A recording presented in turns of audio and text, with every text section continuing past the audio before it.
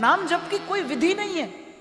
श्री चैतन्य महाप्रभु अपने शिक्षाष्टक में कहते हैं, हे प्रभु, नाम नामकारी बहुधा निज सर्वशक्ति। आपने कलयुग के जीव पर कृपा करके, आपने अस्मद आदि जीवों पर कृपा करके अपनी सारी शक्ति, अपनी सारी सामर्थ्य अपने नाम में भर दी है।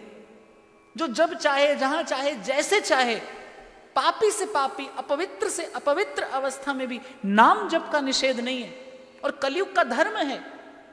महाराज वाणी में फरमाते हैं, कलिजुग महा कीर्तन प्रधाना और गुरुमुख जपिए लाए ध्याना। श्रीमद् भागवत कहती है, द्वापरो परिचर्या कलौ तद्धरि कीर्तनात्। यज्ञ सतयुग का धर्म है, तप त्रेता का धर्म है, तप सतयुग का धर्म है, यज्ञ त्रेता का धर्म है, अर्चना द्वापर का धर्म है, और कीर्तन कलयुग का धर्म है। कलयुग का यज्ञ कीर्तन है, सीधे सीधे। आप बताइए, इससे सरल कोई और विधि नहीं है, कभी नहीं थी। इसलिए भक्तमालकार कह रहे हैं, और जुगनते कमल नयन कलिजुग बहुत कृपा करी। कलयुग में भगवान ने अतिशय कृपा कर दी कि किसी और विधि की आवश्यकता नहीं है, केवल हरि का नाम। हरिर नाम हरिर नाम हरिर नामैव केवलम। कलौ नास्तरैव नास्तरैव नास्तरैव गतिरन्यथा। हरिर नामैव केवलम। भगवान का सारा ऐश्वर्य, भगवान का सारा माधुर्य भगवान के नाम में छिपा है, जैसे बीज में वृक्ष। कबीर कहता है, जू मेहंदी के पात में लाली लखी न जा। दिखाई नहीं देता, जैसे मेहंदी के पत्ते में लालिमा दिखाई नहीं देती, घिसो तो प्रकट हो जाती है।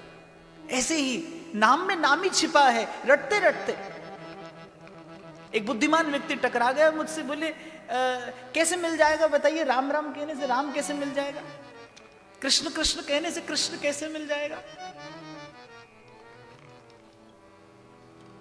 तो मैं कई बार विचारता हूं कि मन जो है ना, वो, आपने कभी एक तारा देखा होगा, मन बिल्कुल एक तारे जैसा है।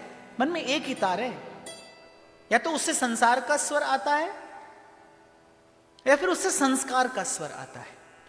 मन का तार छेड़िए, दो ही प्रकार के संकल्प तो प्रकट होंगे, या तो शुभ होगा या अशुभ होगा, या तो एक संस्कार जनित संकल्प होगा, या फिर एक विकार जनित संकल्प होगा। मन में दो तार नहीं है, यह है जो एक मन। गोपी कहती है, उदो मन ना भय 10-20, एक सो हो सो तो गयो श्याम संग। तो क्या होता है ना, तार ढीला पड़ा है, मन में प्रमाद है, आलस्य है, विषाद है, तार ढीला पड़ा होगा। तार छेड़ोगे तो विकार का स्वर आएगा।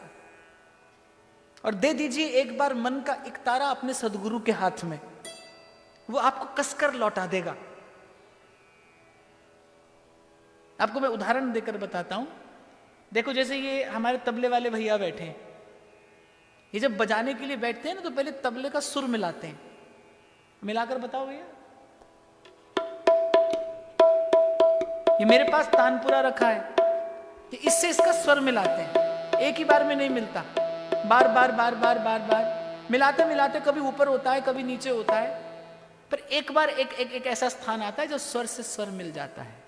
ऐसे ही कृष्ण कृष्ण कहते कहते कभी ऊपर होगा, कभी नीचे, पर एक बात पक्की है, एक घड़ी ऐसी आएगी जब तार से तार मिल जाएगा, जब स्वर से स्वर मिल जाएगा। कि नाम जप का विज्ञान है, नाम जप का विज्ञान है। कल भी मैंने चर्चा की थी, रटते रटते आप जपने लगेंगे, रटते रटते आप जपने लगेंगे, रटते रटते आप जप की स्थिति में पहुंचेंगे। पहले जीभ रटेगी केवल तोते के जैसे, जब ना नामी की महिमा पता होगी, ना नामी का माधुर्य, केवल तोते की भांति जीभ रटेगी। रटते रटते आप जप की अवस्था में पहुंचेंगे।